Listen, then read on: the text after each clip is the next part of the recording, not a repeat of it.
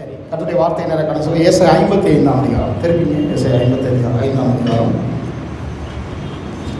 கிட்டத்தட்ட 2 பகுதியை நாம் பார்த்துருக்கிறோம். ஏசாயா 55ஆம் அதிகாரத்தில் 1லிருந்து 6 வசனங்கள் ஒரு பகுதியாக, அப்புறம் 7லிருந்து 9 வசனங்கள் இன்னொரு பகுதியாக நாம் பார்த்தோம்.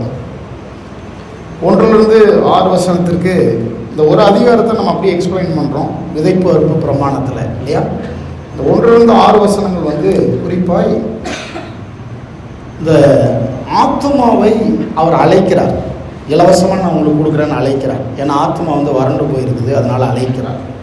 அதை குறித்து நாம் ரொம்ப டீட்டெயிலாக பார்த்தோம். 2வது 7லிருந்து 9 வசனங்கள். இந்த வசனம் போன வாரத்தில் நாம் பார்த்தோம். ஒரு அதிரடி மாற்றம் ஆத்மாவில், ஒரு அதிரடி மாற்றம். என்ன மாற்றம்? நிறைய காரியங்களை பார்த்தோம். ரொம்ப சிறப்பான ஒரு மாற்றம். ஆத்மா என்ன செய்யுது? கடந்த கால இந்த தோல்விகள் தவறுகளுக்காக அப்படியே மணந்துருக்குது இல்லையா.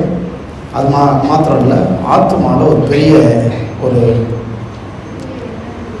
புதிய எண்ணங்கள், புதிய கற்பனைகள், புதிய யோசனைகள் இதெல்லாம் உருவாகிறாங்க இல்லையா. இதெல்லாம் நம்ம ஆத்மாவில் நடக்கிறத பார்த்தோம். 2 காரியத்தை நான் பார்த்தோம். அதை ஆக்சுவலாக ரெக்கார்டிங்கில் இருக்குது, எல்லாமே யூடியூப்பில் வரும், எல்லாமே தொடர்ந்து போடுறோம். அதனால் அதுக்கான சில பிரயாசங்களே இருக்கிறோம். சரியா? ஓகே. 3வது 4வது இன்றைக்கி நான் பார்த்துருவோம்.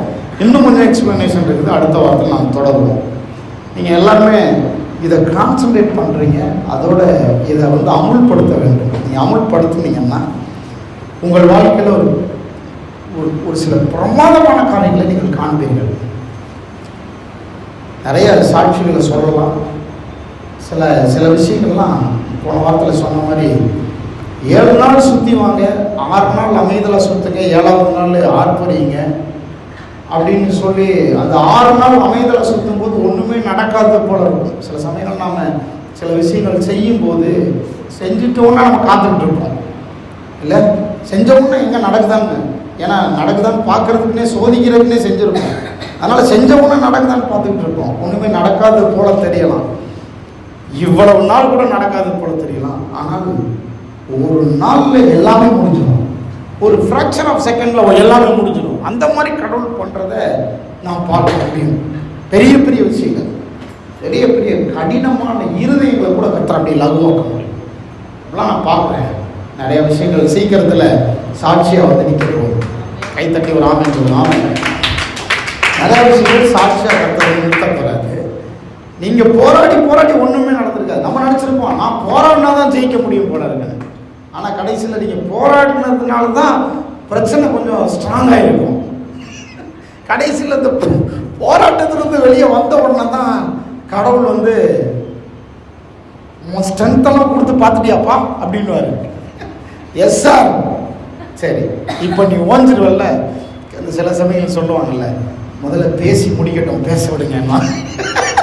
ஆண்டவரும் சில சமயங்கள் நம்மளை பேசி முடிக்கட்டும்னு பார்க்குறாரு. சொல்லுங்க, பேசி முடிக்கட்டும்னு பார்க்குறாரு. பேசி முடிக்கட்டும், அவன் திராணியெல்லாம் காமிச்சு முடிக்கட்டும், அவன் பலத்தெல்லாம் காமிச்சு முடிக்கட்டும்னு பார்க்குறாரு. நம்ம பலத்தெல்லாம் காமிச்சு முடித்த உடனே நம்ம ஓஞ்சி உட்காரும் போது தான் அவர் பேசுறது நமக்கு லைட்டாக கேட்கும். தம்பியே இருக்கிறியா அப்படின்னு ஆரம்பிப்பார். அப்போ தான் சொல்லி முடிச்சிட்டேலப்பா விட்டுரு.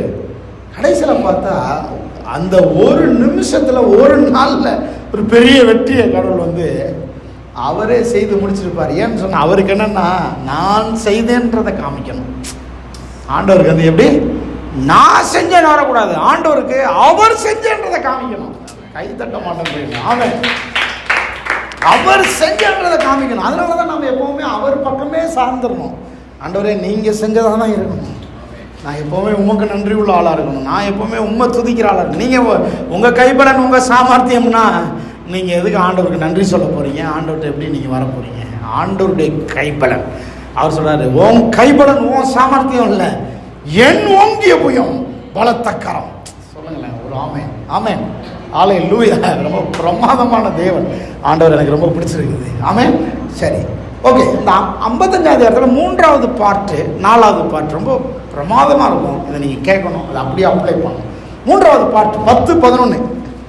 4வது பார்ட்டு அதோட ரிலேட்டடாக ஒரு வசனத்தையும் நம்ம வாசிக்க போகிறோம், ஒரு கதையை வாசிக்க போகிறோம். 3வது பார்ட்டை பாருங்கள். 10, 11 வாசிப்போம் எல்லாரும். மாரியும் உறைந்த மலையும் மாரியும் உறைந்த மலையும் வானத்திலிருந்து இறங்கி அவ்விடத்துக்கு திரும்பாமல், ஏதோ ஒரு நோக்கம் இல்லாம வந்து கீழே தண்ணியை ஊத்திட்டு டக்குன்னு அப்படி போயிடாம அது என்ன செய்யுதுன்னா ஒரு வேலையை செய்யுது. பூமியை நனைத்து, அந்த பூமியை நனைத்து அதுல முளை கிளம்பி வரும்படி செய்கிறார். செய்து அப்படின்னா கேப்ல வந்து சிலர் விதைச்சிருக்கிறாங்கன்னு அர்த்தம். சிலர் விதைச்சிருக்கிறாங்க, எல்லாருக்கும் விளைய மாட்டேங்குது, விதைச்சவங்களுக்கு மட்டும் விளையுது. மழை பெய்யுது, முளை கிளம்புது, கேப்ல விதைச்சவங்களுக்கு வேலை நடக்குது இல்லையா? விளையும்படி செய்து விதைக்கிறவனுக்கு விதையும், அந்த விதைக்கிறவன் புசிக்கிறதற்கு ஆகாரத்தையும் கொடுக்கிறது. எப்படியோ ஒரு ஓமையை சொல்றாரு. நான் ஒரு காரியத்தை சொல்றதுக்கு நான் இதை ஓமையா சொல்றேன்னு சொல்றாரு. எப்படியோ அப்படியே. மூணாவது பாயிண்ட் என்னன்னா, இந்த எப்படியோ அப்படியே தான் மூணாவது பாயிண்ட் என்னன்னா, இந்த வார்த்தைக்குள்ள இருக்கிற செழிப்பு. செழிப்பை கடவுள் எங்க வச்சிருக்கிறாங்கன்னா அந்த வார்த்தைக்குள்ள தான் வச்சிருக்கிறாரு. வார்த்தைக்குள்ள இருக்கிற செழிப்பும் பெருக்கமும். இது வந்து ஒரு அற்புதமான புரிந்து கொள்ளுதல். ரொம்ப லைட்டா எடுத்துக்க வேண்டாம், மீனிங் ரொம்ப டீப்பு. செழிப்பு, ஏராள தாராளம், பெருக்கம், ஆசீர்வாதம் எல்லாத்தையும் எங்க வச்சிருக்காருன்னா வார்த்தைக்குள்ளே வைத்திருக்கிறார். எப்படி வார்த்தைக்குள்ள இருக்குதுன்றத ஒரு ஓமையை சொல்றாரு. என்ன ஓமை? மாரியும் உறைந்த மலையும் வானத்திலிருந்து இறங்கி பூமியை நனைக்கும் போது இந்த விதைச்சாள் இருக்கிறானே அவனுக்கு எப்படி முளை கிளம்பி வரும்படி அந்த விதையை வளர செய்து அவனுக்கு ஏராள தாராளமா அறுவடை தருகிறதோ, அப்படியே என் வாயிலிருந்து புறப்படுகிற வசனமும் இருக்கும். என் வார்த்தை அப்படி இருக்கும். எப்படி இருக்கும்? விதைச்சவனுக்கு அது வேலை செய்யும். கவனிங்க நல்லா. எப்படி இருக்கும்? என் வார்த்தை விதைத்தவனுக்கு வேலை செய்யும். ஒரு மாறி உறைந்த மழை பெய்யறது போல, பெஞ்சது மாதிரி பெஞ்ச உடனே விதைத்தவனுக்கு அந்த விதையை வளர செய்கிறது. எப்படியோ அப்படியே வசனம் உங்கள் உள்ளத்தில் விதைக்கப்படும் போது, மாறி உறைந்த மழை பெய்யறதுன்னா அந்த வெளிப்பாடு, தேவ பிரசன்னம், வார்த்தையின் வெளிச்சம் உள்ள வரும்போது அந்த விதைக்கப்பட்ட வார்த்தை அப்படியே வந்து வளர ஆரம்பிக்கிறது, முளை கிளம்ப ஆரம்பிக்கிறது. அதற்குள்ள இருக்கிறதான சகல காய், கனி, பூக்கள் எல்லாம் வெளியே வர ஆரம்பிக்கிறது. அப்படியே என் வாயிலிருந்து புறப்படுகிற வசனமும் இருக்கும். அது வெறுமையாய் திரும்பாது. அப்படின்னா அதுக்குள்ள நிறைய வச்சிருக்கிறான். இந்த வார்த்தைக்குள்ள கடவுள் நிறைய வச்சிருக்கிறாரு. உங்களுக்கு தேவையான சகலவற்றையும் வார்த்தைக்குள்ள வச்சிருக்கிறாரு. செழிப்பு, பெருக்கம் வேற எங்கேயும் இல்ல, வார்த்தைக்குள்ள வைக்கப்பட்டிருக்கிறது. அப்படியே என் வாயிலிருந்து வசனம் புறப்படுகிற வசனமும் இருக்கும். அது வெறுமையாய் திரும்பாது. நான் அதை அனுப்பின காரியம் இடத்துல இங்கிலீஷ்ல வாசிச்சு பாருங்க, பர்பஸ். நான் ஒரு நோக்கத்திற்காக அனுப்பி இருக்கிறேன். அதனாலதான் ரொம்ப பிளைனா நான் புரிஞ்சுக்கிறேன். என் வாழ்க்கையில் நடக்கிற எந்த ஒரு இன்சிடென்ட்டும் என்டர்டெயின்மெண்ட்டுக்காக நடக்கல, பர்பஸ்க்காக நடக்குது. எவ்ரிதிங். ஒரு வார்த்தையை நான் காதில் கேட்குறேன்னா ஒரு பர்பஸ்க்காக, ஒரு வார்த்தையை நான் பிரசங்கிக்கிறேன்னா அது ஒரு பர்பஸ்க்காக. நான் யோசிச்சுட்டு இருந்தேன், என்னடா நியூ இயர்லேருந்து இதே தான் பேசிகிட்டு இருக்கிறேன். கரெக்டாக சொன்னார், இன்னும் கொஞ்சம் மாதம் இது போகும், இதை நான் ஒரு நோக்கத்துக்காக பேசிகிட்டு இருக்கிறேன். எனக்கே சொன்னார், ஒரு நோக்கத்துக்காக பேசிகிட்டு இருக்கிறேன், கொஞ்சம் யோசித்து பாரு, நீ ஏன் மாறி இல்லை அப்படின்னாரு. அமைதலாக அர்ப்பணிச்சிட்டேன், நானே மாறி இருக்கிறேன் இந்த வார்த்தையை கேட்டு. அப்போ என் காரியம் ஆகும்படி சொல்ல, கடவுளுடைய காரியம், கடவுளுடைய காரியம், கடவுளுடைய நோக்கம். சில ஐடியாஸ், சில காரியங்களை அமுல்படுத்துவது, சில இன்டென்ஷன்ஸ், சில டிசிஷன்ஸ், சில பீப்புளோட டிவைன் கனெக்ஷன்ஸ், இது எல்லாமே கடவுளுடைய காரியம், காட்ஸ் பர்பஸ். இல்லைன்னா நடக்கவே நடக்காது. சில காரியங்கள் உங்களுடைய வாழ்க்கையில் நடக்க முடியாது. கடவுள் இப்படி வந்து எல்லாவற்றையும் இணைத்து விட்டு இருக்கிறார். இப்படி நாம இணைந்து செயல்படும் போதுதான் காரியங்கள் வாய்க்க ஆரம்பிக்கிறது. அவர் சொல்றாரு, நான் அனுப்பின காரியம் ஆகும்படி அது வாய்க்கும், அது வெறுமையா என்னிடத்திற்கு திரும்புவதில்லை. எத்தனை பேர் ஆமென் சொல்றீங்க? அல்லேலூயா. அப்போ செழிப்பு பெருக்கம் எங்க வச்சிருக்காங்கன்னா கடவுளுடைய வார்த்தைக்குள்ள இருக்குது. சொல்லுங்க, வார்த்தைக்குள்ள இருக்குது. ரொம்ப இம்பார்ட்டன்ட் ஒரு அடிப்படை அறிவு. ஒரு நல்ல நிலம், நல்லா எக்ஸாம்பிள், நல்ல நிலம் எதை வெளியே கொண்டு வருகிறது என்றால், தனக்குள்ளே விதைக்கப்பட்டிருக்கிற அந்த விதையினுடைய மதிப்பீட்டை வெளியே கொண்டு வருகிறது. ஒரு நல்ல நிலம் எப்படி நல்ல நிலம்னு சொல்றீங்க? இது நல்ல நிலம்னு எப்படி சொல்றீங்க? ஏன்னா நான் விதைச்ச உடனே அந்த விதை வளருது. அதனாலதான் நம்ம சொல்றோம் நல்ல நிலம். ஆமென். See, ஒரு நல்ல நிலம், ஒரு நிலம் தான் நல்ல நிலம் என்பதை தன்னில் விதைக்கப்பட்டிருக்கிற அந்த விதையின் மதிப்பீட்டை வெளியே கொண்டு வருவதன் மூலமாக அது நிரூபிக்கிறது. எத்தனை பேர் ஆமென் சொல்றீங்க? ஆமென். சோ ஒரு நிலம் விதையினுடைய மதிப்பீட்டை, விதையினுடைய தரத்தை வெளியே கொண்டு வருகிறது, விதையினுடைய ஆற்றலை வெளியே கொண்டு வருகிறது. ஆமென். அப்படியே ஒரு விதை நல்ல விதை என்பது எப்படி தெரியுது? ஏனென்றால் அது நல்ல நிலத்தில் விதைக்கப்பட்டதுனால அது நல்ல விதை என்பதை நிரூபிக்கிறது. அப்படியானால் ஒரு விதை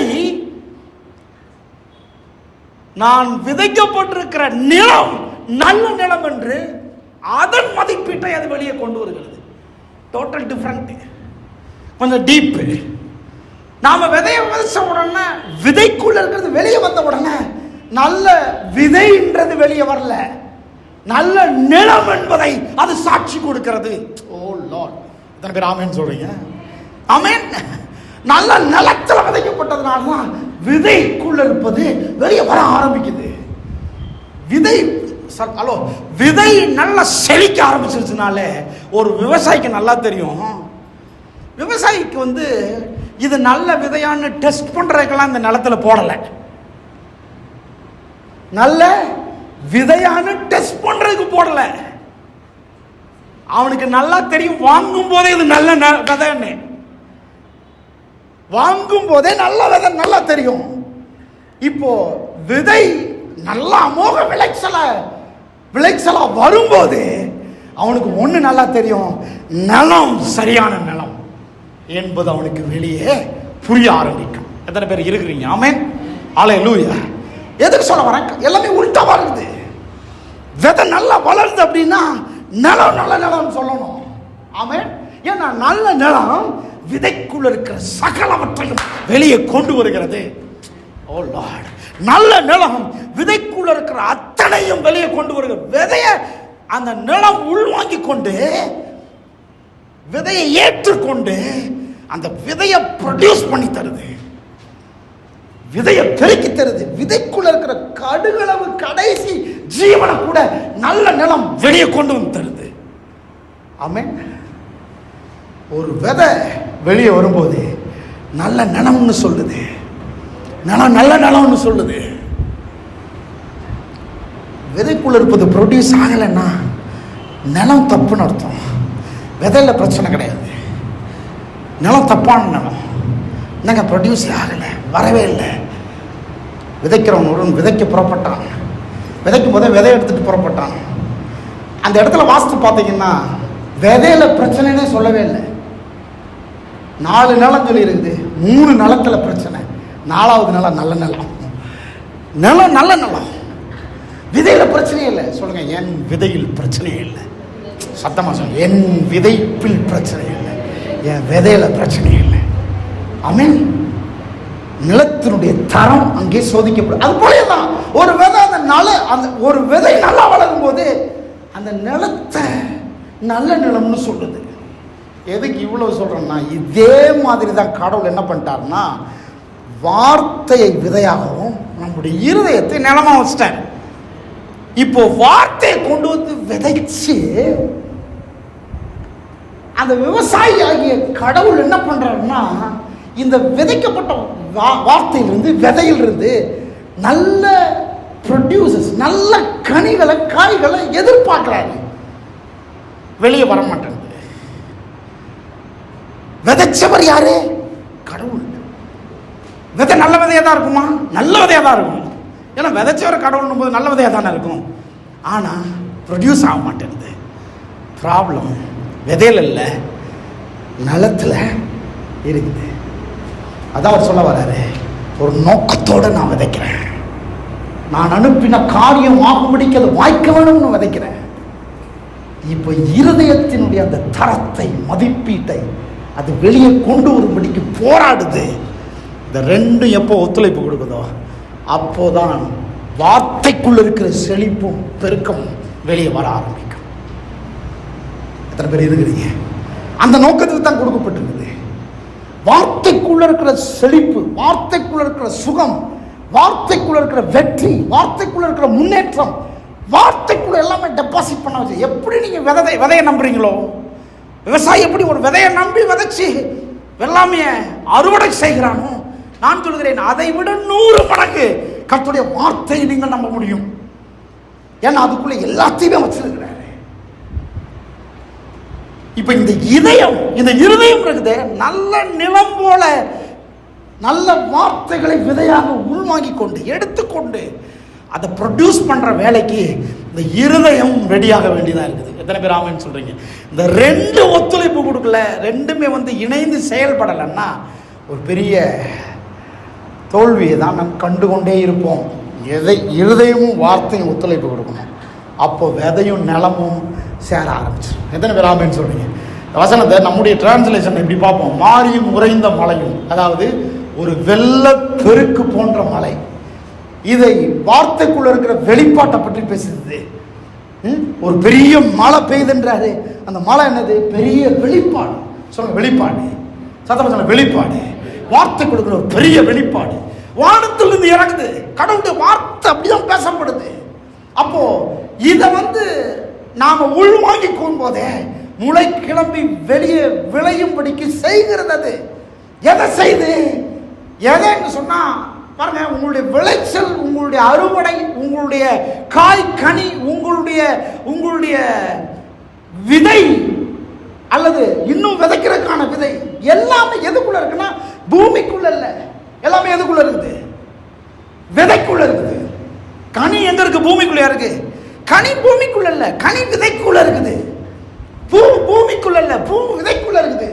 காய் பூமிக்குள்ள இல்ல, காய் விதைக்குள்ள இருக்குது.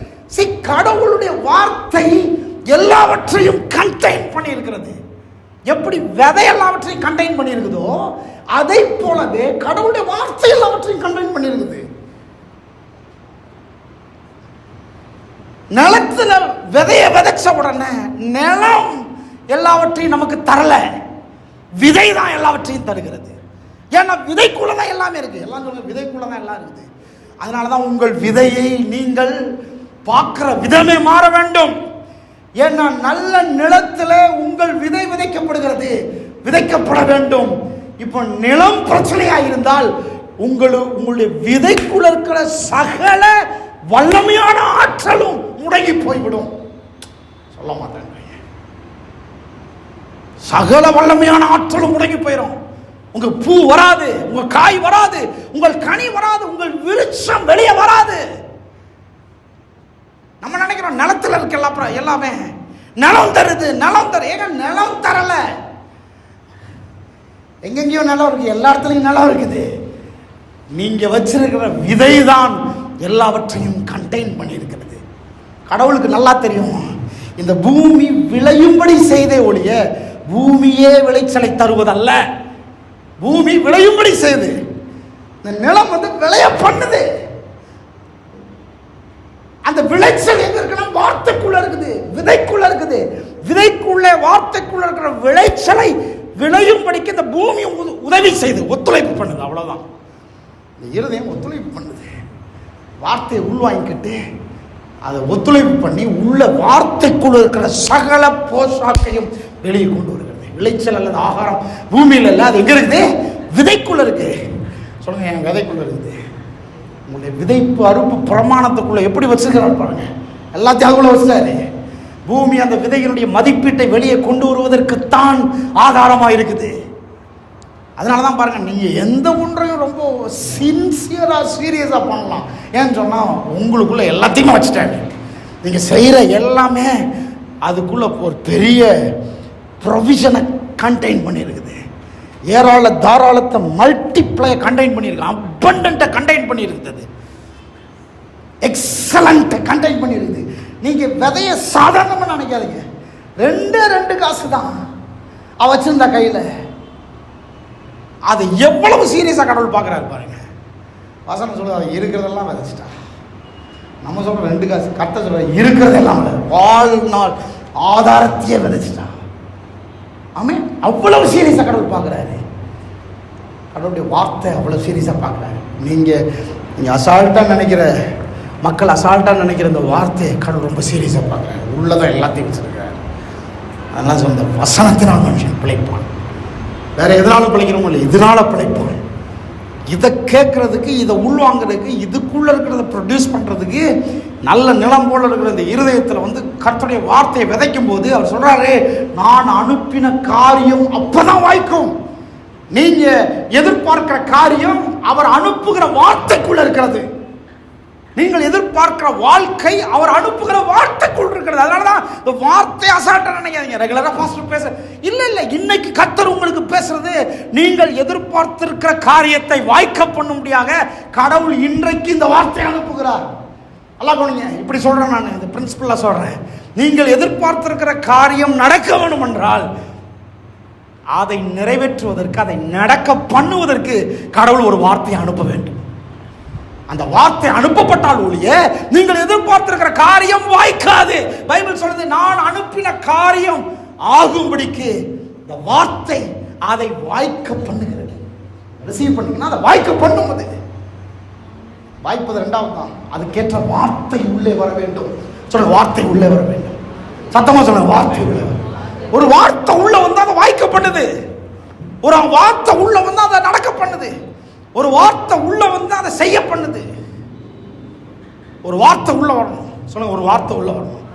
அந்த வார்த்தை வந்து அதை வாய்க்க பண்ணும். ஏன்னா நீங்க எதிர்பார்த்துருக்கிற காரியம் கடவுள் ஒரு வார்த்தை அனுப்பின உடனே அதை அனுப்பின காரியமானபடி அதை வாய்க்குது, வாய்க்கப்படுற.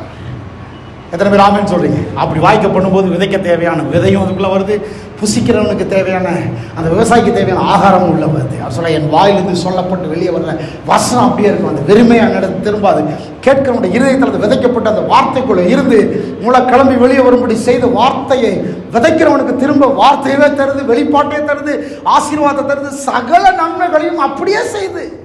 அவர் சொல்றாரு, நான் விரும்புகிறதை அது செய்யும்ன்றார். அப்போ அவர் விரும்புகிறது என்னது? அவர் விரும்புகிறது நல்ல செழிப்பு, நல்ல ஏராளம், தாராளம், நல்ல பெருக்கம். நம்முடைய வாழ்க்கை குறித்து அவர் விரும்புகிற காரியங்கள் படிச்சு பாருங்க. பைபிளில் அத்தனை அவர் விரும்புகிறார். கீர்த்தியாக, புகழ்ச்சியாக, மேன்மையாக கர்த்தர் வைக்க விரும்புகிறார். அப்போ எல்லாத்தையும் கர்த்தர் எங்க வச்சிருக்கிறார்? அந்த வார்த்தைக்குள்ளதான் வச்சிருக்கிறார். அதான் அவர் சொல்றாரு, அப்படியே என் வாயிலிருந்து புறப்படுகிற வசனம் இருக்கும். சரி, இப்போ இப்படி பேசும்போது ஒரு காரியத்தை கடவுள் உணர்த்தினார். என்னன்னா, சில சமயங்களில் மக்கள் வார்த்தையாக இருந்தாலும் சரி, விதையாக இருந்தாலும் சரி, விதைக்காமலேயே தங்களுக்கு பலன் வர வேண்டும் என்று எதிர்பார்க்குறாங்க. விதைக்காமையே பலன் வரணும்னு ஒரு 6 காரியத்தை நம்ம பார்க்க போகிறோம். விதைக்காமல் வர்ற பலனால் உண்டாகிற எதிர்மறையான காரியங்கள். அதுக்கு ஒரு வசனத்தை வாசிங்க, ஒரு கதையை பாருங்கள். நீதிமொழிகள் 24ஆம் அதிகாரம் 30 to 34 வசனங்கள். ஒரு 4 வசனத்தை வாசிங்க. ஒரு கதை சொல்கிறாரு இங்கே சாலமோன்.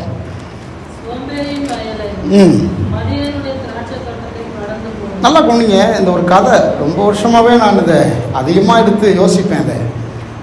இதில் 32ஆம் வசனம் தான் நம்முடைய ஊழியத்தினுடைய திறவுகோல் வசனம்.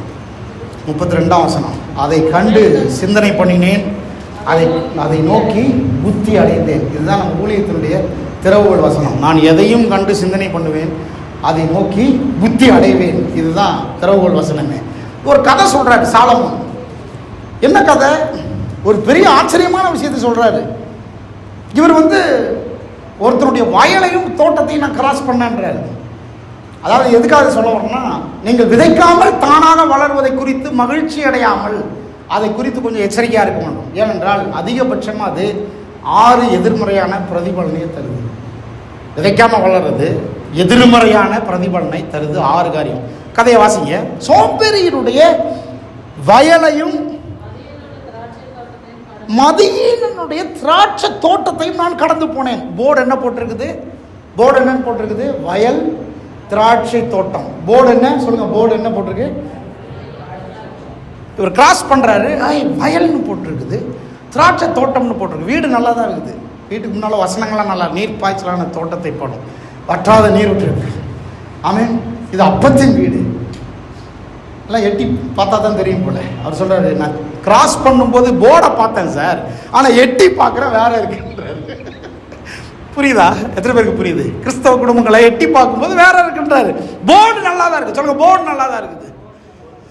அந்த ஊழியம் ஆரம்பித்த நாட்களில் என்னுடைய புஸ்தகங்கள்லாம் வந்து எல்லாத்தையும் எடுத்துக்கிட்டு ஏரியாவாக போய் கிறிஸ்தவ வீடுகளில் வந்து இன்ட்ரடியூஸ் பண்ணுவேன்னு சொன்னேன். ஞாபகம் இருக்கா உங்களுக்கு? அப்போ இது கிறிஸ்தவ வீடுன்னு கண்டுபிடிக்கிறதுக்குன்னே நான் என்ன பண்ணுவேன்னா 2-3 அடையாளம் வச்சுருப்பேன். ஏன்னா ஒன்று என்ன இருக்கும், சூப்பர் கிராஸ் இருக்கும், 2வது ஏதாவது வசனம் இருக்கும். இதுக்கெல்லாம் கை தட்டக்கூடாதுடா. 2வது என்ன இருக்கும், ஏதாவது வசனம் இருக்கும். இயேசு வீட்டின் தலைவர்னு இருக்கும் இல்லையா? ஆமாம். அப்போ தட்டினோடனே தலைவி வருவாங்க. தலைவி அம்மா வந்தோடனே அப்படின்னு சொன்னோடனே காசு இல்லைங்க அப்படின்வாங்க. இந்த வீட்டின் தலைவர் யாருன்னே டவுட் வந்துடும் நமக்கு. ஏன்னா உள்ளே வந்து அந்த அம்மா சொன்னாங்க காசு இல்லைங்கன்னுவாங்க, அல்லது புஸ்தகம்லாம் வேணாங்க படிக்கிறதுக்கெல்லாம் நேரம் இல்லைன்னுவாங்க. அப்போ இந்த வீட்டின் தலைவர் மேலே ஒரு கேள்விக்குறி வந்துடும். ஏன்னா இயேசு வீட்டின் கிராஸ் இருக்கும், அப்புறம் என்ன இருக்கும், வசனம் இருக்கும். வேற எப்படி இருக்கும்? சில வீடுகள்லாம் பார்த்தீங்கன்னாலே இந்த கிறிஸ்மஸ் ஸ்டாரை இன்னும் அவுக்காமே இருப்பாங்க. ஒரு நாள் அந்த பக்கம் சகோதரி வீட்டுக்கு வரும்போது பார்த்தா இன்னும் லைட் எரிஞ்சிக்கிட்டு இருக்கு. இன்னும் இன்னைக்கு காலைல கூட எரிஞ்சுக்கிட்டு, இன்னும் மரியாள் கற்பம் தெரிச்சு டெலிவரி பண்ணாமல் இருக்காங்க போல இயேசுவை. இன்னும் ஸ்டார் எரிஞ்சிக்கிட்டே இருக்கோம். அதுக்காகவே கழட்டிடுறது கடைன்னு. நேற்றுக்கு நாங்கள் வந்து சர்ச்சை க்ளீன் பண்ண வந்தோம். விபிஎஸ் இது இன்னும் எடுக்காமே இருந்தது. என்னடா விபிஎஸ் தான் முடிஞ்சு போச்சு, கழட்டுங்கடான்னு கழட்டி பின்னால் வச்சோம். அந்த மாதிரி இன்னும் கழட்டாமே இருக்குது. சாலமோன் சார் கடந்து போகிறாரு, போர்டு நல்லா இருக்கு, வயல் தோட்டம். அப்புறம் அவர் என்ன பண்ணுறாரு, இங்கே ஒரு வார்த்தை சொல்லலை, நானாக இருந்தேன்னா இப்போ டக்குன்னு எழுதியிருப்பேன். அப்படி அதில் என்ன சொல்கிறாரு, இதோக்கு அப்புறம் நான் என்ன சொல்லியிருப்பேன்னா, போர்டு வயல் தோட்டமாக இருந்தது, இதோ நான் எட்டி பார்த்தேன், அவைகள் எல்லாம் எப்படி இருந்தது, முள்ளுக்காடாக இருந்தது. ஹலோ, கொஞ்சம் நல்லா நிமிர்ந்து உட்காருங்க. இப்போ நம்மளை பற்றி தான் பேச போகிறேன். சரி, எட்டி பார்த்தால் எப்படி இருக்கிறது, அதான் கேள்வியே. போர்டை பார்த்தால் என்ன தெரிகிறது அல்ல, வஸ்திரமும் ட்ரெஸ்ஸையும் அவுட்டோடையும் பார்த்தா என்ன தெரியுது, எப்பா வயல் பாது, தோட்டம் பாது, அதுவும் திராட்சை தோட்டம் நல்லா இருக்கு டீட்டெயிலா. எட்டி பார்த்தால் என்ன தெரிகிறது, எட்டி பார்த்தால் என்ன தெரியுதுன்னா, அவைகள் எல்லாம் முள்ளுக்காடாக இருந்தது. பாவையெல்லாம் சில சமயங்கள் வெளியே பார்க்கும்போது காம்பவுண்ட் சோரை பார்த்தீங்கன்னாலே ஏக்கருக்கான இந்த இப்போ தம்பிமாரில் ஞானசானம் கொடுக்குறக்காக ஒரு இடத்துக்கு போனோம். காம்பவுண்டு நம்ம எட்டியே பார்க்க முடியாது. இந்த மாதிரி காம்பவுண்டு இந்த ரோட்லேருந்து அந்த ரோட்டு வரைக்கும் இருக்குது, பெரிய காம்பவுண்ட், உள்ளே எட்டியே பார்க்க முடியாது. அன்னைக்கு பிரதர் ஆர்வன் வந்து இங்கே ஞானசானம் கொடுக்கலானே அப்படின்னு சொல்லி கூப்பிட்டு போனார். அப்போ தான் உள்ளே போகிறோம். வெளியே நின்று பார்த்துட்டு இருந்தாலே கொஞ்சம் மரியாதை வரும் போல். உள்ளே போனோன்னா கொஞ்சம் நெஞ்சம் இருக்கிற மரியாதையும் போயிடுச்சு. ஏன்னா உள்ளே அவ்வளவு காடு, முள்ளுக்காடாக இருக்குது. முள்ளுக்காடு மட்டும் இல்லை, அவர் சொன்னார் ராத்திரி வரைக்கும் இருந்து பார்த்தீங்கன்னா குறைஞ்சது ஒரு 10-15 பாம்பு பார்ப்பீங்க அப்படின்னாரு. எல்லாம் வீட்டுக்கு முன்னாலே மேய்ஞ்சிக்கிட்டு தான் இருக்கும். வயசான ஒருத்தர் மட்டும் உள்ளே இருக்கிறாரு, கோபால் அப்படின்ற மாதிரி உள்ள ஒருத்தர் வயசானவர் இருக்கிறாரு. அவர் உள்ளே உட்காந்துட்டு என்னங்க பண்ணுறாருன்னா, இல்லைங்க இதெல்லாம் பாதுகாக்கிறேன். நான் கேட்டேன், இதுதான் பாதுகாப்பு இல்லாமே இருக்குது, இது எதுக்கு பாதுகாக்கிறதுக்கு ஒரு வயசானவர்? இல்லைங்க அப்படி இப்படின்னு எதாவது வந்துச்சுன்னா தட்டிக்காது வெளியே அனுப்புறதுக்காவது ஒரு ஆள் வேணும்லன்னு வச்சுருக்குறோம். அவரை ஈரோட்டிலேருந்து வந்திருக்கிறானா. சரி, அவங்க தான் இருக்க முடியும், இங்கே உள்ளவங்க இருக்க முடியாது. எட்டி பார்த்தா முள்ளுக்காடு. சொல்லுங்கள், முள்ளுக்காடாக இருந்தது. ஸ்டோரி நல்லா இருக்குல்ல? அடுத்த வாசித்து பாருங்க. முள்ளுக்காடாக இருந்தது, நிலம் இருக்கு, போர்டு தான் வயல் தோட்டம். ஆனால் நிலத்தின் முகத்தை என்ன மூடி கிடக்குது, காஞ்சொறி மூடி கிடக்கிறது. அதனுடைய கற்சுவர்கள் எல்லாம் இடிந்து கிடக்கிறது. சொல்றாரு, அதை கண்டு சிந்தனை பண்ணினேன், அதை நோக்கி புத்தி அடைந்தேன். அவன் யாருன்றதை சொல்றாரு. இன்னும் கொஞ்சம் தூங்கட்டும், இன்னும் கொஞ்சம் உறங்கட்டும், கைமுடை கொண்டு நித்திரை செஞ்சுட்டு இருக்கிறான். உன் தரித்திரம் வழிபோக்கனை போலும், உன் வறுமை ஆயுதம் அணிந்தவனை போலும் வரும். இந்த வீட்டில் ஒருத்தன் குடியிருக்கிறான். நான் இந்த கதையை கொஞ்சம் யோசித்து பாருங்க. ஒரே மகன் போல வீட்டில் அவன் குடியிருக்கிறான். அப்பா கொடுக்கும் போது போர்டு வச்சிருப்பாருன்னு நினைக்கிறேன். போர்டு இவன் வச்சிருக்க மாட்டான். போர்டு அப்பா வச்ச போர்டாக இருக்கும், இந்த நிலம் அப்பா வாங்கி கொடுத்த நிலமா இருக்கும். இல்லை, இதுதான் வந்து ஆர்ட் ஆஃப் தி ஹோம்லிட்டிக்ஸ், பிரசங்க கலை. ஏன்னா அப்பா டீட்டெயிலாம் இல்லை. இவன் ஆள் யாருன்னு சொல்லியிருக்குது. ஆள் யாரு? 4-5 வார்த்தையிலே அவனை சொல்லியாச்சு. சோம்பேறி, மதியினன், கை முடக்கி தூங்கிக்கிட்டு இருக்கிறான், இவன் எந்திக்கவே மாட்டேன்றான். இதெல்லாம் நடக்கும். ஏன்னா முக்கியமான விஷயம் பேசுகிறோம்ல. ஏசி மட்டும் தம்பி ஆஃப் பண்ணி விடுங்க, அந்த மெயின் சுவிட்ச் ஆஃப் பண்ணி.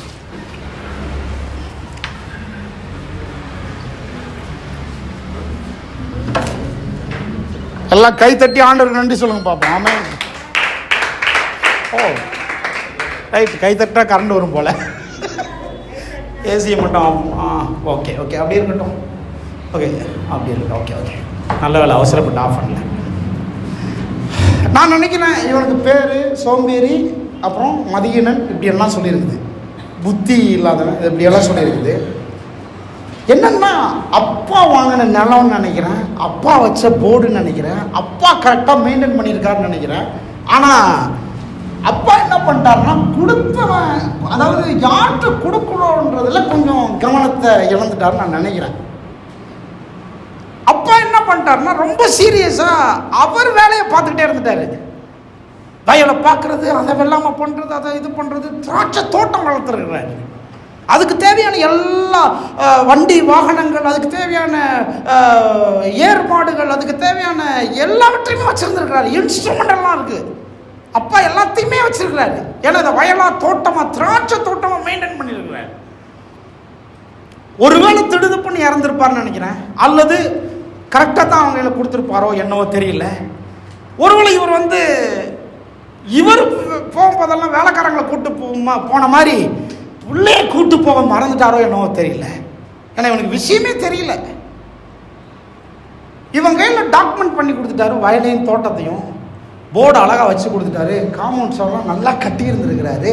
நிலம் வயலாக இருந்திருக்குது, விளைச்சல் பூமியாக இருந்திருக்குது.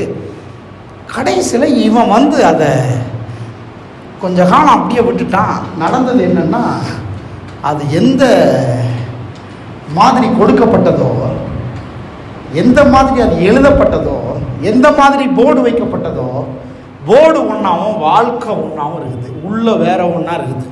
ஆமேன். இவ்வளவு டீட்டெயிலாக அது உள்ளே இருக்குது, உள்ளே வேற ஒன்றா இருக்குது. அப்போ இவ்வளவு நாள் எப்படி இவன் பொழைச்சான்னு யோசித்து பார்த்தேன். இவன் எப்படி பொழைச்சிருப்பான்? இவ்வளவு நாள் இவனுக்கு எப்படி வந்து சாப்பாடு கிடைச்சது? குறிப்பிட்ட வருடங்கள் ஆகிருக்கும். ஏன்னா கல் சுவர் இடிஞ்சு கிடக்குது.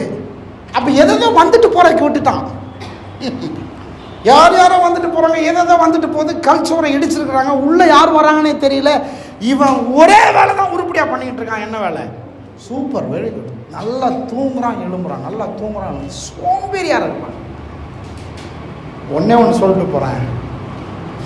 தேவன் தேவை உள்ளவர்களுக்கு கூட உதவி செய்ய முடியும், ஆனால் சோம்பேறிகளுக்கு உதவி செய்ய முடியாது. It's a very very important statement. கை முடக்கி கொண்டு தூங்குறான், காலை முடக்கி கொண்டு தூங்குறான், சோம்பேறி ஆயிட்டான், ஒரு வேலையும் பண்ணல. அப்போ நான் என்ன யோசித்தேன்னா, இவன் எப்படி பொழைச்சான்னு யோசித்தேன். எப்படி பொழைச்சான் அப்படின்னா தான் ஆண்டவர் சொன்னார், இவன் விதைக்காமலே சின்ன விஷயங்கள், சில விஷயங்கள் இவனுக்கு வந்துக்கிட்டே இருந்திருக்கு. இவன் வேலையே செய்யலை, இவன் விதைக்கவே இல்லை, ஆனால் இவன் சில விஷயங்களை வாங்கிக்கிட்டே இருக்கிறான், வந்துக்கிட்டே இருக்குது. அவன் என்ன பண்ணிட்டான்னா, விதைக்காமலே வருதுன்றதுனால அவன் லைஃப்பை கம்ஃபர்ட் ஜோனுக்குள்ள வச்சிட்டான். ரைட்டு, நான் ஒன்றுமே செய்ய தேவையில்லை, எனக்கு வந்து நான் வந்து ஒன்றுமே செய்ய, நான் விதைக்கவே தேவையில்லை, எனக்கு தான் வருது, நான் விதைக்காமலே வருது அப்படின்னு முடிவு பண்ணி வாழ ஆரம்பிச்சிட்டான் சார். அப்படியே முடிவு பண்ணி வாழ ஆரம்பிச்சிட்டான். அப்போ பார்த்து சாலமோன் கிராஸ் பண்ணுறாரு, நமக்கு ஒரு பாயிண்ட்டை கொடுத்துட்டாரு, கதையை கொடுத்துட்டாரு. எட்டி பார்க்குறேன், போட்டில் உள்ள வாழ்க்கை உள்ளே இல்லை. நல்லா கவனிங்க, ஒருவேளை நீங்கள் நானும் இதில் சம்மந்தப்பட்டிருக்கலாம். என் கூட பேசினாரு, அப்பா அது நீயாக தான் இருக்கணும், அது நீயாக தான் இருக்கிற, ஜஸ்ட் திங்க் பண்ணி பாருனாரு, நீயாக தான் இருக்கிற. நான் கேட்டேன், ஆண்டவர் நானா என்னன்றவரே, நானா இருக்கிறேன்னா நான் எப்படி அப்படின்னா, அவர் சொல்கிறாரு, ஆண்டவர் சொன்னார், உங்கள் அப்பா எப்படி உனக்கு கொடுத்தாரோ அதிலிருந்து நீ டெவலப் பண்ண வேண்டிய ஆளு. அந்த வயலையும் அந்த தோட்டம்ன்ற போர்டை கழட்டிட்டு இதை வேற மாதிரி போர்டு ஃபிக்ஸ் பண்ணியிருக்க வேண்டிய ஆளு. ஏன்னா உங்க அப்பா ஒன்று கூட உனக்கு குறைச்சலாம் வைக்கல. அழகுனிய கடகடன்னு பாசிட்டிவா சொல்றேன். அப்பா அந்த மகனுக்கு ஒன்றை கூட குறைச்சலாய் வைக்கவில்லை. நல்ல நிலத்தை கொடுத்தாரு. அந்த நிலத்துல அவன் வெள்ளாம பண்றதுக்கு, விளைச்சலை உருவாக்குறதுக்கு சகலவற்றையும் கொடுத்திருக்கிறாரு. இன்ஸ்ட்ருமெண்ட்டை கொடுத்திருக்கிறாரு, எக்ஸ்பீரியன்ஸை கொடுத்திருக்கிறாரு. கண்ணால அப்பா செய்த வேலையெல்லாம் பார்த்திருக்கிறான். போர்டு வச்சதை பார்த்திருக்கிறான். வயல் தோட்டம்ன்ற போர்டு வச்சதை பார்த்திருக்கிறான். சகல இன்ஸ்ட்ருமெண்ட் அங்க இருக்குது, சகலமும் இருக்குது. இவன் இதை வச்சு டெவலப் பண்ணிருக்கணும், இதை வச்சு மேல வந்திருக்கணும். ஆனா உள்ள எட்டி பார்த்தா முள்ளுக்காடு ஒண்ணு கூட ஆன் பண்ணிட்டு, ஒண்ணு கூட வளரல, பாதுகாப்பு இல்லாம இருக்குது. என்ன பண்ணிட்டான்? விதைக்காமலே தானா வளர்றதை வச்சு, சொன்ன தானா வளர்றதை வச்சு. ஒருவேளை நீங்கள் விதைக்காமலே தானாக வளர்கிறது என்று சொன்னால் you have to be serious. நீங்கள் கொஞ்சம் சீரியஸாக இருக்கணும். ஏன்னு சொன்னால் தானாக வளர்றது உங்களுடைய வாழ்க்கையில் நெகட்டிவான சில காரியங்களை கொண்டு வருகிறது. Very very important. அதுதான் அங்கே திரும்ப நம்ம 55 அதிகாரத்துக்கு போவோம். ஏசாயாவுக்கு அங்கே அதுதான் சொல்கிறாரு. தானாக வளர்வது ஒரு மிகப்பெரிய எதிர்மறையான காரியங்களை கொண்டு வருகிறது. எத்தனை பேர் விசுவாசிக்கிறீங்க? எத்தனை பேர் பார்க்குறீங்க? Amen. Hallelujah. Praise God. Hallelujah. Thank you Lord Jesus. Okay okay okay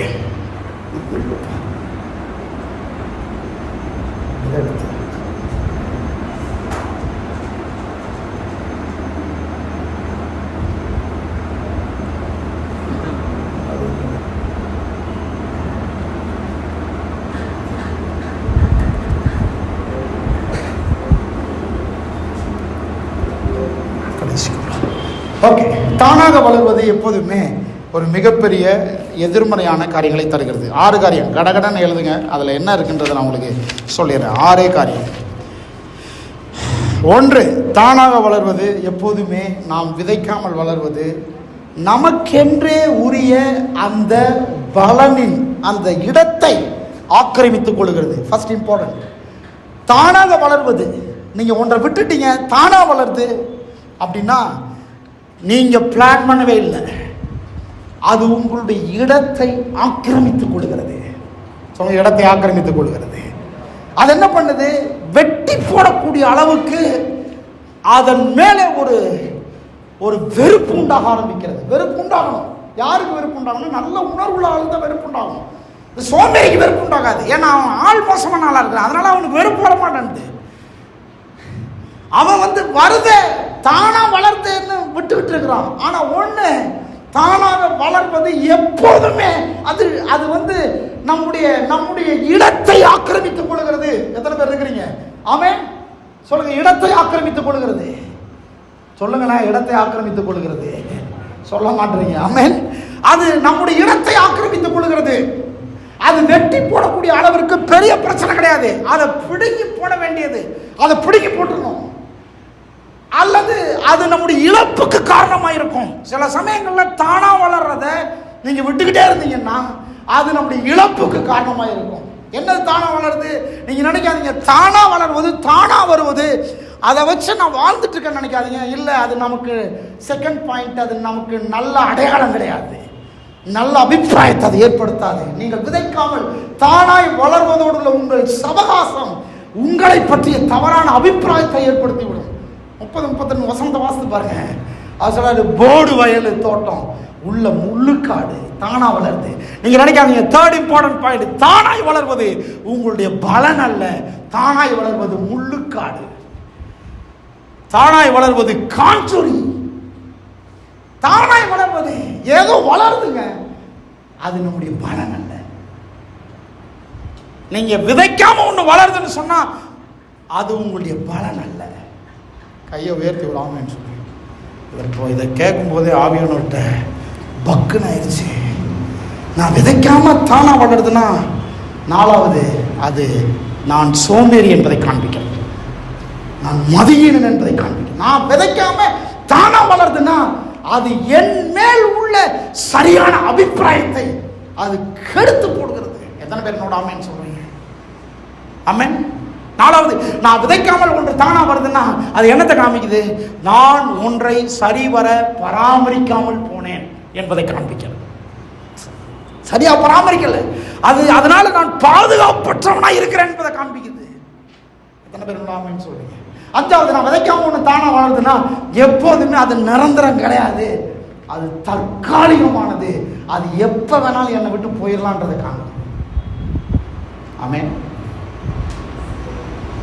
நம்ம ஒரு நாள் இப்படி யோசிச்சிருக்க மாட்டோம். விதைக்காம வளருதுனாலே பரவாயில்லையே. கர்த்தர் சொல்றார், நீ விதைக்காம ஒன்று வளர்ந்து உன் கையில் வருதுன்னா நீ அதை வச்சு சந்தோஷப்படக்கூடாது, அதை குறித்து நீ எச்சரிக்கையாக இருக்கணும். ஏன்னா அது டெம்பரரி. அதை ஒன்று விட்டு எப்போ வேணாலும் போயிடும். அது உன்னுடைய மதிப்பு குறைச்சிடும், அது உன்னை சோம்பேறி காமிக்கும். அது உன்னுடைய விதைப்பு அறுப்புன்ற பலனின் இடத்தை அது பிடித்துக் கொள்ளும். ஆமென்.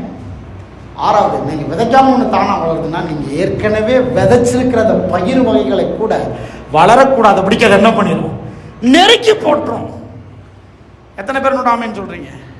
எதுக்கு நான் இதை இங்க கனெக்ட் பண்றேன்? ஏன்னு சொன்னா கர்த்தர் தெளிவா சொல்லிட்டாரு, மாரியும் உறைந்த மழையும் பெய்யும் போது நீங்க விதைச்சிருக்கணும். ஆமென். நான் சொல்றேன், இப்படி சொல்றேன், நீங்கள் விதைக்காமல் ஒன்று தானாய் வளருதுன்னு சொன்னால் அது கனி அல்ல, அது புல். கைத்தட்டி ஒரு ஆமென் சொல்லுங்க. ஆமென். நீங்கள் விதைக்காமல் ஒன்று தானாய் வளருது என்று சொன்னால் அது நெல் அல்ல, பயிர் அல்ல, அது முள்ளுக்காடு. நீங்கள் விதைக்காமல் ஒன்று தானாக வளர்ந்து உங்கள் கைகளில் கிடைக்கிறது என்றால் நான் சொல்கிறேன், அது நீங்கள் திட்டமிட்ட ஒன்றல்ல. உங்கள் கைகளில் வரக்கூடாத, இருக்க முடியாத ஒன்று. முள்ள சமைச்சு சாப்பிட முடியுமா? எருக்கலாம் செடியை சமைச்சு சாப்பிட முடியுமா? தானா வளர்த்து யார் விவசாயியா வளர்ச்சிக்கிட்டு இருக்கிறாரு? முள்ளையும் மூஞ்ச காஞ்சொடியும் எல்லா இந்த வழியில பார்க்குற எல்லா இந்த தானா வளர்றதை யாரோ விவசாயம் வளர்ச்சிக்கிட்டு இருக்காரு? இல்லை, தானா வளருது. நான் சொல்கிறேன், தானாய் வளர்கிறது, தானாய் வளர்ந்து உங்கள் கையில் கிடைக்குதுன்னு சொன்னா அது உங்களுடைய பலன் அல்ல, அது உங்களுடையதல்ல. நீங்க அதை எடுத்து அனுபவிக்க முடியாது, தற்காலிகமானது, அது டெம்பரவரி. அதனாலதான் ஆண்டு சொல்றாரு, மாரியும் உறைந்த மழையும் பெய்யும் போது நீ விதைச்சிருக்கணும். சத்தமா சொல்லி விதைச்சிருக்கணும். நீ விதைச்சிருந்தேன்னா, விதைக்கிறவன் யாரு? அவன் நோக்கத்தோட விதைக்கிறான். நீங்க விதைக்காம தானா வளருதுன்னா நீங்கள் விதைச்சதை கூட அது நெருக்கி போட்டு விடும். நெருக்கி போட்டுற நோக்கத்துல தான் அது வளருது. எத்தனை பேர் ஆமென் சொல்றீங்க? ஹல்லேலூயா.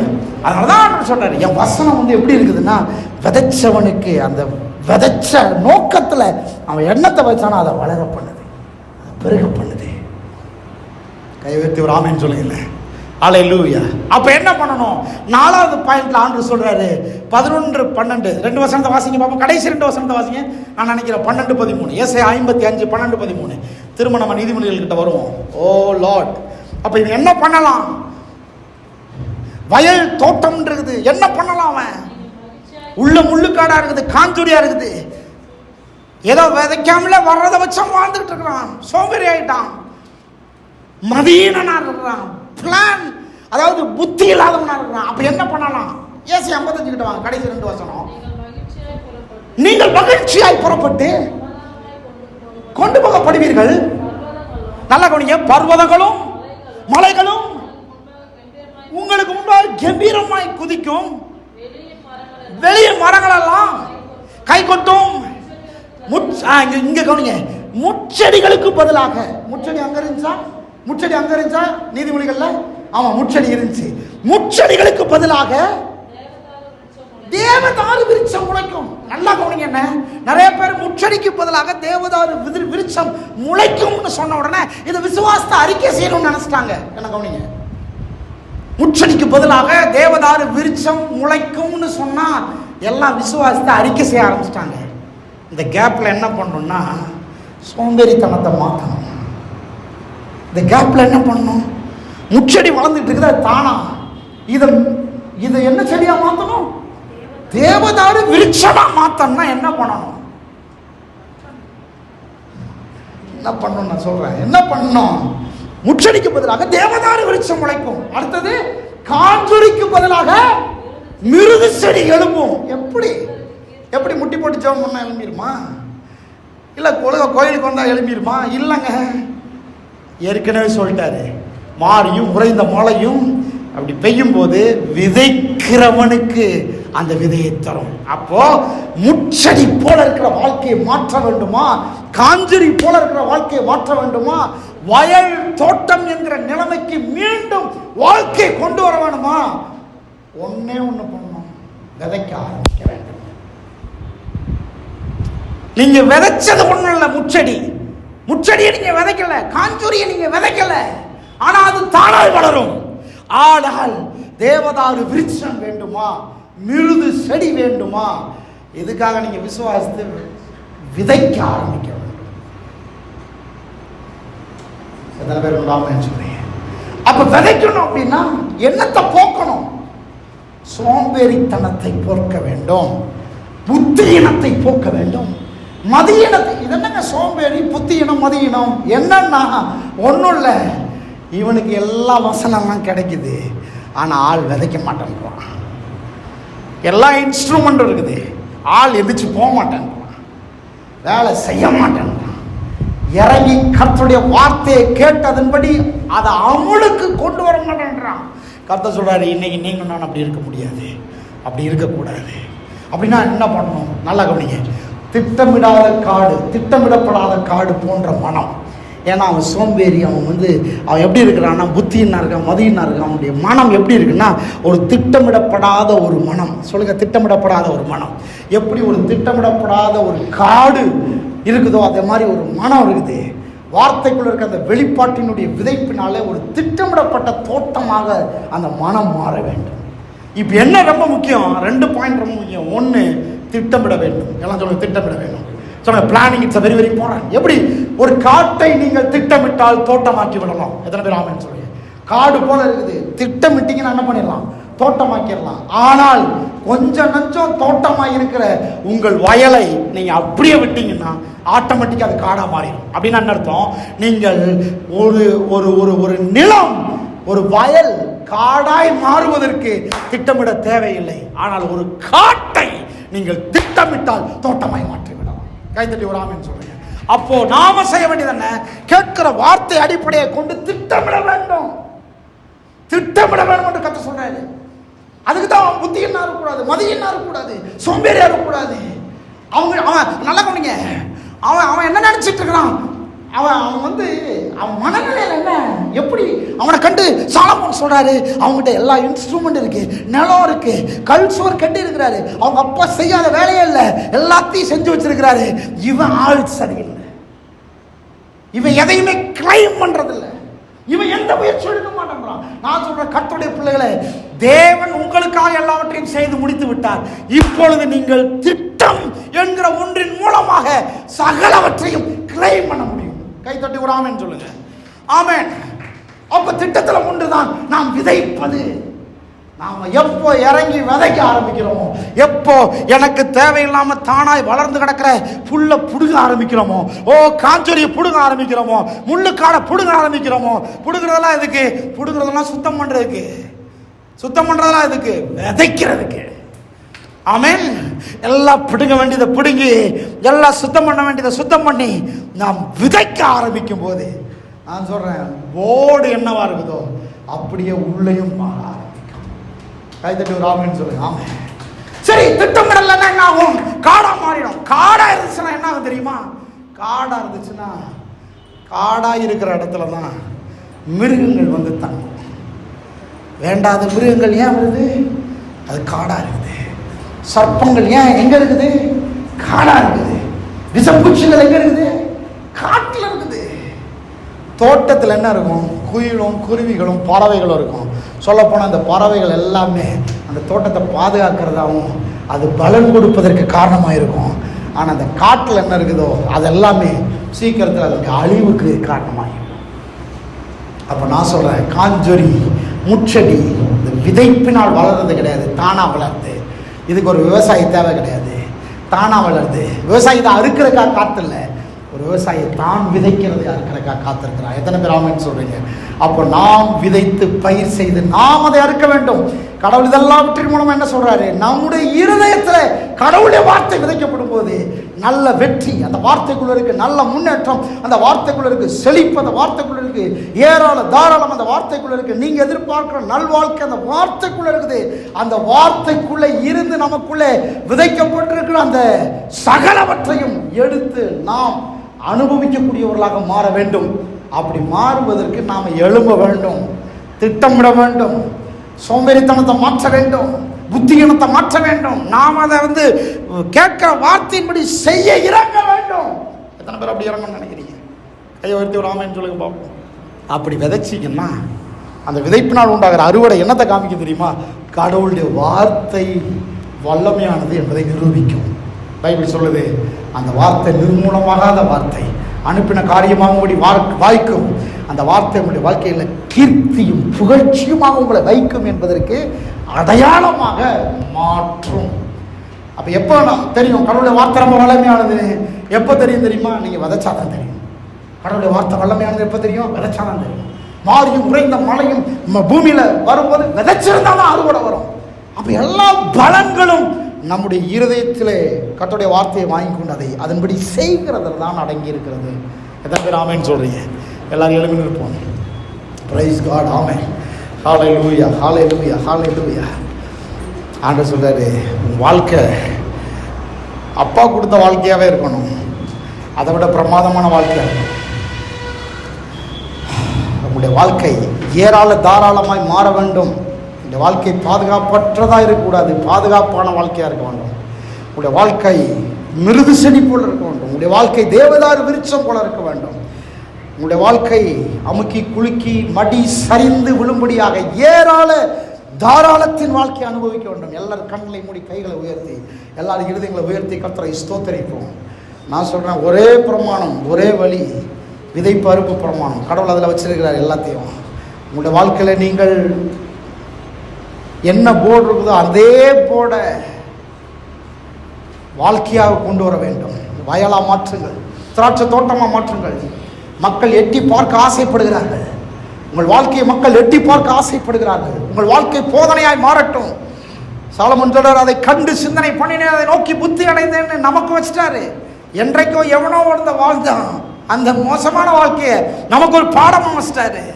நான் சொல்றேன், நாம் வாழ்கிற நல்ல வாழ்க்கையை பரிசுத்த ஆவியானவர் அநேகருக்கு பாடமாய் வைப்பார். கையை தட்டி ஒரு ஆமென் சொல்லுங்க. ஆமென். நம்முடைய வாழ்க்கையுடைய செழிப்பை கர்த்தர் ஒரு பாடமாய் வைப்பார். கர்த்தர் மக்கள் நம்மகிட்ட கேட்க ஆரம்பிப்பாங்க, எப்படிங்க எப்படி வந்தீங்க, நீங்க எவ்வளவு மோசமான நிலைமை எனக்கு தெரியும், எப்படி மேலே வந்தீங்க, எப்படி வயலா மாறினீங்க, எப்படி தோட்டமா மாறினீங்க. சில சமயங்கள் நாம சொல்லுவோம், எங்க அப்பா எதுவுமே கொடுக்காம போயிட்டாரு. நான் கர்த்தர் சொல்றாரு, இல்லை நான் எல்லாத்தையும் கொடுத்துட்டேன், நான் நல்ல தகப்பன் உனக்கு எல்லாவற்றையும் கொடுத்துருக்கிறேன். எல்லா வாய்ப்புகள், வசதிகள், எல்லா மனுஷ தயவுகள், நல்ல ஜீவன், சுக பலன், எல்லா கனெக்ஷன்ஸ் எல்லாவற்றையும் நான் கொடுத்துருக்கிறேன். நீ சோம்பேறியா இருக்கக்கூடாது, நீ கை முடக்கி கொண்டு இருக்கக்கூடாது, நீ விதைக்காத ஒரு ஆளா இருக்கக்கூடாது. ஒரே ஒரு கேள்வி ஆண்டவர் கேட்கிறாரு, உன் வாழ்க்கை காடாய் மாற்றிக்கொண்டிருக்கிறாயா, இல்லை தோட்டமாய் மாற்றிக்கொண்டிருக்கிறாயா? காடாய் மாறி விட்டதுன்னு சொல்றீங்கன்னா நீங்க அப்படியே விட்டுட்டீங்கன்னு அர்த்தம் இல்லைங்க. கொஞ்சம் நஞ்சம் காடாய் இருந்ததை கூட பிளான் பண்ணி தோட்டமாக மாற்றிக்கொண்டு வருகிறேன். கொஞ்சம் கொஞ்சமாக பிளான் பண்ணி மாற்றிட்டு வரேன். நீங்கள் பிளான் பண்ணி தோட்டமாக மாற்ற பார்த்தீங்கன்னா மிருகங்கள் உள்ளே இருக்காது. மிருகங்கள் ஓடிடும், பாம்பு ஓடிடும், சர்ப்பங்கள் ஓடிடும், விஷப்பூச்சிகள் ஓடிடும். உங்கள் வாழ்க்கை தோட்டமாய் மாறும்போது நல்ல குருவிகளும் அடைக்கலான் குருவிகளும் நல்ல நல்ல பறவைகளும் தங்க ஆரம்பித்து விடும். நீங்கள் ஒரு பெரிய சாட்சியாக மாறி விடுவீர்கள். அநேகர் உங்களுடைய ஒரு நிழல்ல தங்கக்கூடியவர்களாக மாறி விடுவீர்கள். ஓ ராபோ ஷபா லபா ராபோ ஹல்லேலூயா. எல்லாரும் கரங்களை உயர்த்தி கர்த்தரை ஸ்தோத்தரிப்போம். ஒருவேளை நீங்கள் எந்த நிலைமையில் இருந்தாலும் சரி, இன்றைக்கு கடவுளுடைய வார்த்தைக்குள்ளே இருக்கிற அந்த அறுவடையை வெளியே கொண்டு வர முயற்சி எடுங்கள். கர்த்தர் ஒரு தாராளமான அறுவடை உங்கள் வாழ்க்கையில் தர விரும்புகிறார். ஒரு பெருக்கத்தை தர விரும்புகிறார். எல்லாமே மாற்ற விரும்புகிறார். உங்களுடைய நிலைமையை மாற்ற விரும்புகிறார். ஓ ஹல்லேலூயா. அப்பா எல்லாவற்றையும் உங்களுக்கு தர விரும்புகிறார். எல்லாவற்றையும் தந்துட்டு போயிருக்கிறாரு. நீங்கள் வேலை செய்ய வேண்டும் என்று விரும்புகிறார். நீங்கள் திட்டமிட வேண்டும் என்று விரும்புகிறார். நீங்கள் விதைக்க வேண்டும் என்று விரும்புகிறார். நீங்கள் அறுக்க வேண்டும் என்று விரும்புகிறார். நீங்கள் தரமான காரியங்களை தேவதாரு விருட்சம் மிருது செடி எங்கேயுமே பார்க்க முடியாது, எங்கேயுமே பார்க்க முடியாது, கண்ணு கட்டுற தூரத்தில் எங்கேயுமே பார்க்க முடியாது. எப்பேற்பட்ட விவசாயம் அதை விதைக்கவே முடியாது. அந்த அளவுக்கு விளையேறப்பட்ட விருட்சங்கள், தேவதாரு மரங்கள், மிருது செடிகள். கர்த்தர் சொல்றாரு, நீ விதைக்கிறதெல்லாம் தேவதாரு விருட்சம் போல, மிருது செடி போல இருக்கணும். சாதாரணமாக இருக்கக்கூடாது. ஏதோ கத்திரிக்காய், வெங்காயம், தக்காளியும் இல்லை. நீ விதைக்கிறது இந்த காஞ்சொரி, இந்த முள்ளுக்காடு, இதன் மத்தியில் நீ விதைக்கிறது பாருங்க. களைஞ்சு போடுறது ரொம்ப சீப் லைஃப், ஆனால் விதைக்கிறது ரொம்ப காஸ்ட்லி லைஃப். ஹல்லேலூயா. விதைக்கிறவன் ரொம்ப காஸ்ட்லி லைஃப்காக விதைக்கிறான், ரொம்ப ரொம்ப வேல்யூபிள் லைஃப்காக விதைக்கிறான். கர்த்தர் சொல்றாரு, நீ விதைச்சா இருக்கணும், நீ விதைச்சா இருக்கணும், நீ விதை. நீ தீர்மானிச்சனா தேவதார தீர்மானிப்ப, நீ தீர்மானிச்சனா மிருது செடியை தீர்மானிப்ப. தானா வராது, மிருது செடியும் தேவதாரும் தானா வராது. அது விதையை வாங்கி விதைக்கணும். காஞ்சொரியும் முள்ளுக்காடும் தானா வளர்ந்தது, இதை களைந்து போட வேண்டும். தானா வர்றத இயேசுவன் நாமத்தில் களைந்து போட்டு மிருது செடிகளை விதைக்க ஆரம்பிங்க. நீங்கள் விதைக்கிறது கோடி மடங்கு பலன் கொடுக்கும், பெரிய சாட்சியாக மாறும். எல்லா கரங்களை உயர்த்தி கர்த்தரை ஸ்தோத்திரிப்போமா. ஓ ரீமா ஷேகாபா லாபா ராபோ. நல்லா ஸ்தோத்திரம் பண்ணுங்க பாப்பா. ஆமென். ஹல்லேலூயா, ஹல்லேலூயா, ஹல்லேலூயா, ஹல்லேலூயா, ஹல்லேலூயா. அப்பா பிதாவே, உமக்கு ஸ்தோத்திரம், உமக்கு நன்றிகள் ஏறெடுக்கிறோம், துதிகளை ஏறெடுக்கிறோம், எல்லா கனத்தையும் மகிமையை ஏறெடுக்கிறோம். உமக்கு கோடான கோடி நன்றிகள் ஏறெடுக்கிறோம். எங்கள் வாழ்க்கை மாறுகிறதுக்காக ஸ்தோத்திரம். சொல்லுங்க, ஆண்டவரே, நான் இனி சோம்பேறியா இருப்பதில்லை. ஆண்டவரே, நான் இனி தானாய் வளர்வதில் என் வாழ்க்கையை நான் அனுபவிப்பதில்லை. ஓ, நான் இனி மதியீனனாய் இருப்பதில்லை, இனி நான் புத்தி இல்லாதவனாய் இருப்பதில்லை. நான் வார்த்தையின் அடிப்படையில் தீர்மானிக்கிறேன். ஆண்டவரே, நான் வார்த்தையின் அடிப்படையில் என்னுடைய தேவதாரு வாழ்க்கையை, என்னுடைய மிருது செடியின் வாழ்க்கையை நான் தீர்மானிக்கிறேன். தீர்மானிக்கிறீங்களா? ஆமென். நான் தீர்மானிக்கிறேன். நான் அதையே விதைக்கிறேன். நான் அதை அறுக்கிற விவசாயியா இருக்க போகிறேன். அநேகருடைய கண்கள் ஆச்சரியப்படுகிற அளவுக்கு, இவங்களுக்கு எப்படி இவ்வளவு உயர்வு, இவங்களுக்கு எப்படி இவ்வளவு செழிப்பு, இவங்களுக்கு எப்படி இவங்க வயல் மட்டும், இவங்களுடைய தோட்டம் மட்டும் எப்படி திராட்சை தோட்டமா இருக்கிறது, இவருடைய வாழ்க்கை மாத்திரம் எப்படி காஸ்ட்லியான லைஃபா இருக்குதுன்றதை ஆண்டவரே கண்டு ஆச்சரியப்படுகிற அளவிற்கு நான் என்னுடைய விதைப்பு அறுப்பை தீர்மானிக்க போகிறேன். ஹல்லேலூயா, ஹல்லேலூயா, ஹல்லேலூயா, ஹல்லேலூயா. ஆண்டவரே, நீர் அப்படியே செய்கிறபடியா நன்றி செலுத்துகிறோம். உம்முடைய நாமத்தை உயர்த்துகிறோம். இயேசுவின் நாமத்தில் ஜெபிக்கிறோம் நல்ல பிதாவே. ஆமென், ஆமென்.